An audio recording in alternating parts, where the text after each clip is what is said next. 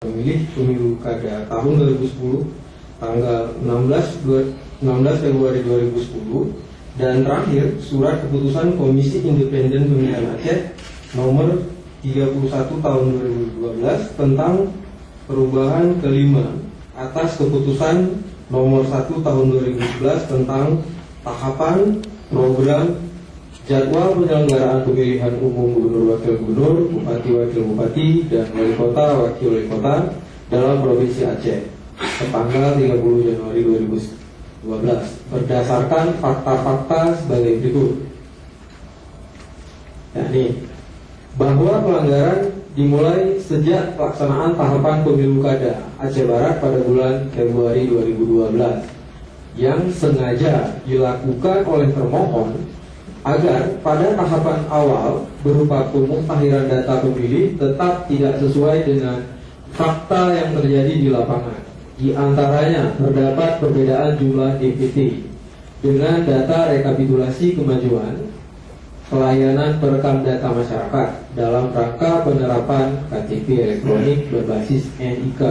secara nasional pada Kabupaten Aceh Barat sampai dengan tanggal 27 April 2012.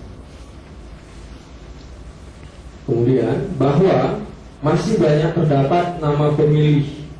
yang tidak relevan dengan fakta yang sebenarnya dengan syarat-syarat yang semestinya dilengkapi oleh termohon. Dalam hal ini masih terdapat nama pemilih yang tidak sesuai dengan fakta, di mana ada nama namun orangnya sudah tidak ada alias sudah meninggal. Kemudian ada juga pemilih di bawah umur, dan terdapat pemilih fiktif dan serta pemilih ganda yang masuk ke dalam daftar pemilih tetap atau DPT dalam kurun waktu 1 tahun terakhir yang tidak diperbaharui, dan adanya perbedaan yang tidak sesuai dengan identitas pemilih dengan nomor identitas kependudukan atau NIK berjumlah 55.524